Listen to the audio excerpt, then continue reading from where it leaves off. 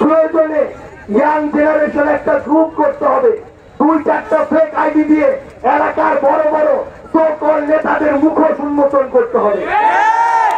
তাদের রাতের আধারের কাজকর্ম পুরো দেশের সামনে নিয়ে আসতে হবে। যে বড় রাজনৈতিক দলের নাম আছে, বড় বড় পদবি আছে, কিন্তু তারা আসলেই জনগণের কথা বলে নাকি সিন্ডিকেট চালায়, চাঁদাবাজি করে, দখলদারিত্ব করে। এই অভ্যুত্থানে হাজার মানুষ জীবন দিয়েছে, 3 বছরের বাচ্চা থেকে 60 বছরের বৃদ্ধ সেখানে ছিল। কিন্তু এই যে উপজেলা, জেলা, ইউনিয়ন পর্যায়ে এখনো যদি আপনারা ডলার মার্কার দালালি করেন তাহলে এলাকার উন্নয়ন সম্ভব নয়। কারণ এতদিন ধরে আমরা সেটা করে এসেছি, ফল কি পেয়েছি?